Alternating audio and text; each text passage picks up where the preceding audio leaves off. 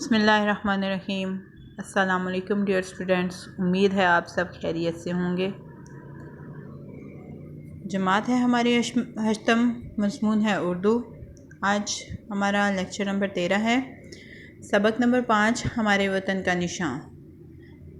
Previous lecture में मैं आपको बंद नंबर 1 था 3 वजाहत दे चुकी हूँ और साथ उनके अल्फाज के मायने भी बता चुकी हूँ। फिर भी अगर आपको कोई अल्फाज के मायने नहीं समझ आ रहे हैं तो आज हम ख़ास अल्फाज के मायने करेंगे, उसमें हम जो है बाकी अल्फाज के मायने भी करेंगे जी। आज हम जो है वो बंद नंबर 4 की तरफ आते हैं, जिसकी मैं वजाहत आपको करूँगी।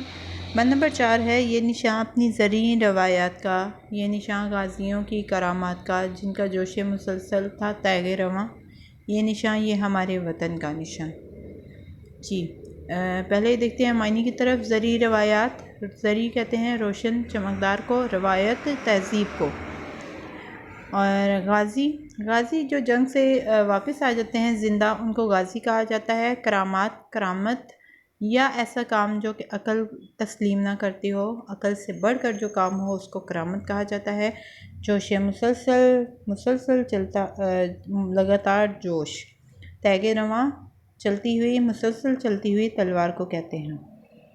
शायर ने इस बंद में तलमी का इस्तेमाल भी किया है, जो कि है तैगे रवां।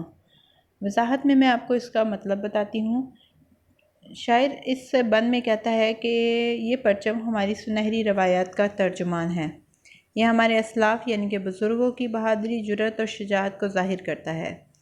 इसकी हिफाजत के लिए हमारे बहादुर जवानों और गाजियों ने जो कारनामे अंजाम दिए, उस परचम पर उनकी दास्तान शुजाअत रकम है। हमारे जवानों का जोश और हिम्मत तेज़ तलवार की मानद था। हमारे बहादुर जवान हर जंग में दुश्मन के छक्के छुड़ा देते और दुश्मनों पर भारी पड़ते थे। उनकी बहादुरी और दिलेरी के सामने दुश्मन ज़ेर हो जाते और मैदान जंग में अपनी लाशें तक छोड़कर भागने पर मजबूर हो जाते। तारीख़ गवाह है कि किस तरह हमारे जवानों ने जान की परवाह किए बगैर वतन की सरहदों की हिफाजत की और दीन इस्लाम को बुलंद किया। इस बंद में तलमी का इस्तेमाल हुआ है। तलमी है तैगे रवां का लफ्ज़। तैगे रवां का लफ्ज़ हज़रत खालिद बिन वलीद की तरफ इशारा कर रहे हैं, जिनकी तलवार जो है मुसलसल चलती रहती थी और बहुत तेज़ी से चलती थी, और जिन्हें हज़रत मोहम्मद सल्लल्लाहु अलैहि वसल्लम ने सैफुल्लाह का लक़ब दिया। ये परचम हमारी पहचान है और हमारी दुनिया में इसकी शनाख्त है। आप लोगों ने आज जो है लेक्चर के बाद, इंटरनेट तो सबके पास ही मौजूद है, हज़रत खालिद बिन वलीद के मुतालिक पढ़ना है। और नेक्स्ट लेक्चर्स में जब मैं आपसे जब इस लेक्चर की जो है क्वेश्चन का टाइम आएगा, क्यूरी टाइम आएगा, तो मैं आपसे हज़रत खालिद बिन वलीद के मुतालिक पूछूंगी। आप लोगों ने इस तैगे रवां यानी कि इस तलमी के मुतालिक पढ़ना है। हज़रत खालिद बिन वलीद के मुतालिक जो है कुछ पढ़ के आना है, आपको पता होना चाहिए ये कौन थे। इसके बाद इंशाल्लाह नेक्स्ट लेक्चर्स में मैं आपको फिर बताऊंगी। आई थिंक हम लोगों ने इस जो है वो एक सबक भी पढ़ा था हज़रत खालिद बिन वलीद के मुतालिक, तो आप लोगों को बेहतर तरीके से पता होगा। आपने बस अपने नॉलेज को रिकॉल करना है, दोबारा इस चीज़ को जहन नशीन करना है कि हज़रत खालिद बिन वलीद कौन थे।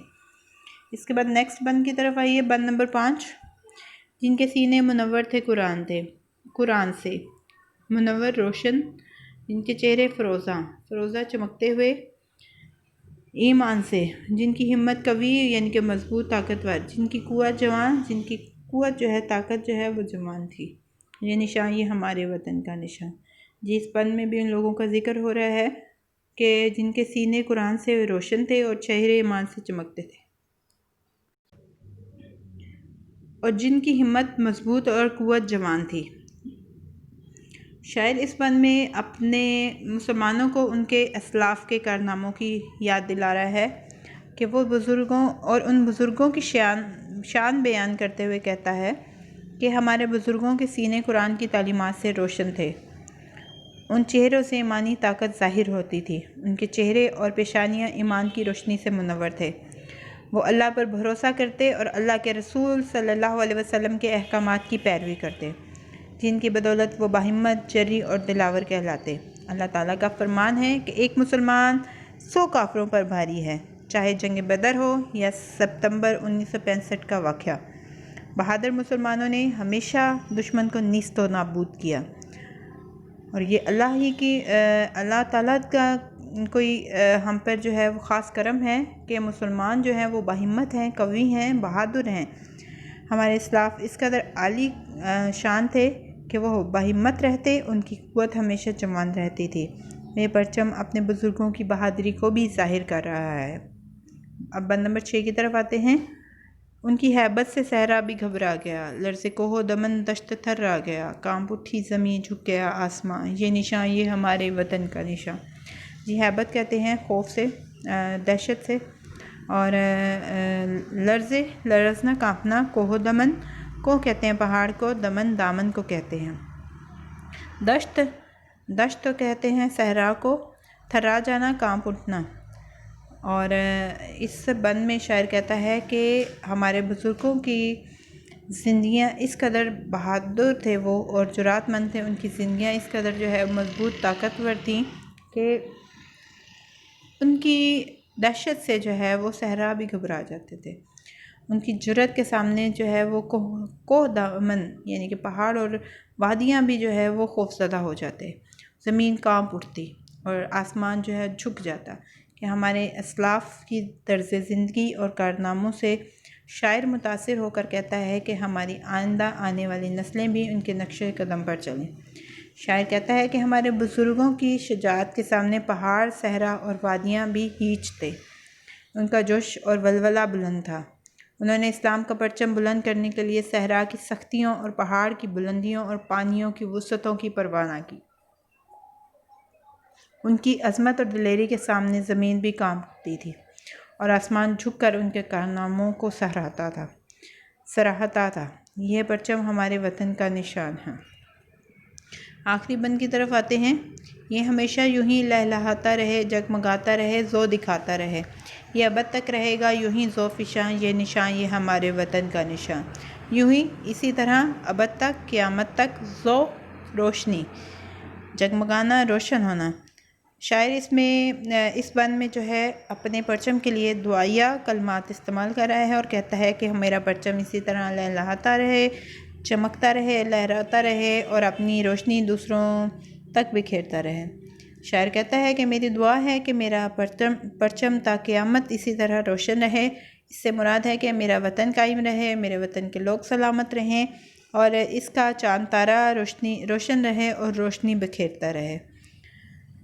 पाकिस्तान का कौमी परचम कोई मामूली परचम नहीं है। इसकी कदर व मंज़िलत बहुत ज़्यादा है। इसके हसूल के लिए बहुत से लोगों का खून बहा। ये परचम मेरे वतन की तारीख़ और असलाफ़ के कारनामों का शाहिद है। मेरी दुआ है कि ये परचम मेरे वतन का निशान और इसकी पहचान हमेशा रहे और ये परचम फ़िज़ाओं में लहलहाता रहे। कि यहाँ पे हमारी वजाहत मुकम्मल हो गई है। अब हम आते हैं अपने मरकज़ी ख़्याल की तरफ और ख़ास अल्फाज के मायने की तरफ, जो कि आपने अपनी नोटबुक पर लिखने हैं। ये मरकज़ी ख़्याल और इन अल्फाज के मायने आपने अपनी नोटबुक पर लिखने हैं और इनको अच्छे तरीके से याद भी करना है। जी ये देखिए, मरकज़ी ख़्याल है हमारे वतन का कौमी निशान सितारा व हिलाल यानी कि चाँद और तारा।